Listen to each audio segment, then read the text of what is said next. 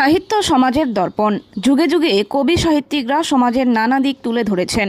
তাদের মূল্যবান কলম লেখনী আমরা অধ্যয়ন করে চলেছি। তেমনি বর্তমান সময়ে দাঁড়িয়ে নবাগত কবি সাহিত্যিকদের মধ্যে অন্যতম একটি নাম মানব মণ্ডল। ময়নাগুড়ি ব্লকের পূর্ব শালবাড়ি এলাকায় তার বাড়ি। সাহিত্য চর্চা তিনি শুরু করেছেন কবিতা দিয়ে। মানবের পরম প্রিয় ময়নাগুড়ি কলেজের বাংলা বিষয়ের অধ্যাপক কালীশঙ্কর রায়ের অনুপ্রেরণায় তিনি এখনও পর্যন্ত অনেক কবিতা লিখেছেন, যা অনেক নামিদামি পত্রিকায় প্রকাশ পেয়েছে। আন্তর্জাতিক সাহিত্যেও কবি মানব মণ্ডলের লেখা কবিতায় স্থান পেয়েছে। তিনি ছন্দবদ্ধ কবিতা লিখতে পারদর্শী। কবি মানব মণ্ডল 1992 সালে জন্মগ্রহণ করেন জলপাইগুড়ি জেলার ময়নাগুড়ি ব্লকের পূর্ব শালবাড়ি গ্রামে। কবির পিতা ললিত মণ্ডল গৃহশিক্ষক, মা জয়া মণ্ডল গৃহবধূ। প্রাথমিক শিক্ষা গ্রামের প্রাথমিক বিদ্যালয় থেকে, জলপেশ লক্ষ্মীকান্ত উচ্চতর মাধ্যমিক বিদ্যালয় থেকে মাধ্যমিক ও উচ্চ মাধ্যমিক পাশ করে ময়নাগুড়ি কলেজ থেকে বাংলা সাহিত্যে স্নাতক, নেতাজি মুক্ত বিদ্যালয় থেকে লাইব্রেরি সায়েন্সে স্নাতক হন। এরপর টিচার ট্রেনিং শেষ করেন। বর্তমানে ভিআরপি হিসেবে ময়নাগুড়ি বিডিও অফিসে কর্মরত। তবে মনে তার কবিত্বের আগুন জ্বলে সবসময়, যা প্রকাশ পায় তার বিভিন্ন কবিতায়। আসুন কবি মানব মণ্ডলের কাছেই শুনে নেই তার কবিত্বের কিছু অজানা কাহিনী। প্রথমেই আমরা আপনার পরিচয়টা একটু জানতে চাই। হ্যাঁ দাদা, আমার নাম মানব কুমার মণ্ডল। আচ্ছা, আমি বিডিও অফিসে ভিআরপি হিসেবে কাজ করি। তার সঙ্গে সিভিল ডিফেন্সে আমি স্বেচ্ছাসেবী, আচ্ছা। মানে ভলেন্টিয়ার। হ্যাঁ, আপনি এই যে আপনার কবিতা লেখা, এই কবিতা লেখাটি ঠিক কবে থেকে আপনি করছেন? আমি যখন কলেজে পড়তাম 2013-14 সালে, তখন থেকে আমি কবিতা লিখি। তো ওই ব্যাপারে আমাকে খুব আশ্বস্ত করেছিলেন এবং আমাকে প্রশংসা করতেন, আমাকে সাহস যোগাতেন আমার কলেজের শিক্ষক কালীশঙ্কর রায় মহাশয়। আচ্ছা, উনি আপনাকে অনুপ্রেরণা দিয়েছেন? হ্যাঁ, উনি আমার শিক্ষাগুরু ছিলেন।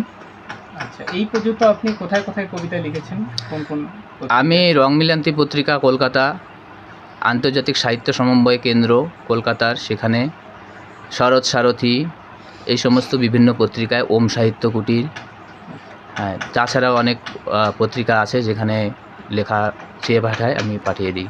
আচ্ছা, আপনি যে কবিতা লেখেন তার বিষয়বস্তু কি ধরনের থাকে? বেশিরভাগ বিষয় আমি বাস্তব কেন্দ্রিক কবিতাই বেশি লিখি।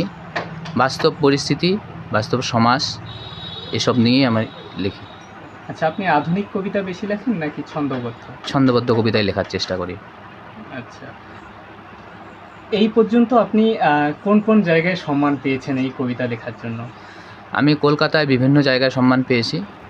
তৎসঙ্গে নর্থ বেঙ্গলেই আমাদের চ্যাংড়াবান্ধা পার করে, মেকলিগঞ্জের আগে চ্যাংড়াবান্ধার পরে, সেখানে এক দাদা আছেন আনারুল দা, তিনি এক সাহিত্য পত্রিকা বের করেছেন, সেখানেও আমি সম্মানিত হয়েছি। যে বিভিন্ন জায়গায় সম্মানিত হয়েছে। হ্যাঁ হ্যাঁ। তো এরপরে আপনি কবিতা লেখার ক্ষেত্রে আবার কোথায় কোথায় লিখতে চান? আমি যেখানেই সুযোগ পাবো সেখানেই লিখব। আমি লেখনী ধারণ যেহেতু শুরু করেছি, আমি যেখানে যেখানে চান্স পাবো সব জায়গায়, ছোট বড় এরকম বড় পত্রিকা ছোট পত্রিকা এরকম আমার কাছে কোনো ব্যাপার নেই। হ্যাঁ, কোনো ব্যক্তি, কোনো বন্ধুবান্ধব, কোনো আত্মীয় স্বজন, পরিচিত যে কেউ যদি আমার কাছে কবিতা চায়, কোনো বিষয়ে লিখতে বলে, আমি লিখে দিই। আচ্ছা, আপনি বললেন যে আপনার কবিতার মূল বিষয় এই সমাজকেন্দ্রিক। হ্যাঁ, তো সেরকমই যদি একটি কবিতা আমাদেরকে এই মুহূর্তে শোনান তাহলে খুব ভালো হয়। হ্যাঁ, আমার এই কবিতাটা বাস্তব সমাজ নিয়ে, সরলতার প্রতিদান। তো এই কবিতাটায় বাস্তব সমাজকে তুলে ধরার চেষ্টা করেছি, আমার ব্যক্তিগত পরিস্থিতি নয়, সার্বিকভাবে আর কি। তো এই কবিতাটা হচ্ছে এরকম: সরলে দেখেছি অমাবস্যার তিমির, সরলে দেখেছি তুষারবৃত সমীর, সব দেখে আজ ক্লান্ত পথিক, চলি হেতা হতা ভুলি সঠিক বেঠিক, দেখেছি কত প্রিয়জন হতে পরজন, বিশ্বাসের অবিশ্বাস আজ করেছে ভক্ষণ, ছায়াসঙ্গীও আজ পিছে ছুরি মারে, মায়া তরুও আজ পরে শত্রুতা করে, বুঝি সরলতার অভিশাপ লেগেছে আমার শিরে, তাই বক্রতায় চলি কুটিলদের ভিড়ে, বেশি সরল হলে এরা গরল ঢালে, তবু ব্যবহৃত হই আপদ বিপদকালে। আচ্ছা, এটা আপনার একটা সমসাময়িক লেখা কবিতা? হ্যাঁ হ্যাঁ। আচ্ছা, আপনার কবিতা কেমন হয়েছে সেটা আমাদের দর্শকরাই নিশ্চয়ই বলবে। আচ্ছা আচ্ছা, পাশাপাশি এই কবিতা লেখার ক্ষেত্রে আপনার আগ্রহ কতদিন থেকে, আপনি কতদিন থেকে লিখছেন? আমি 2013-14 সাল থেকেই লেখার চেষ্টা করি। আচ্ছা, ছোটবেলা থেকে কি এই আগ্রহ ছিল? না, ছোটোবেলায় আমার এই আগ্রহ ছিল না, আমি তখন আলাদা দিকে ছিলাম। পরবর্তীতে বাংলা অনার্স শুরু করি তখন থেকে কবিতা পড়তে পড়তে এবং এই যে স্যারদের সঙ্গে, সাহিত্যের প্রতি একটা হ্যাঁ ভালোবাসা। হ্যাঁ, স্যারদের সঙ্গে সুসম্পর্ক থাকার ফলে এইসব। আপনার সাহিত্য জীবন সুখের হোক, আরো এগিয়ে যান, এই শুভকামনা আমাদের পক্ষ থেকে রইল।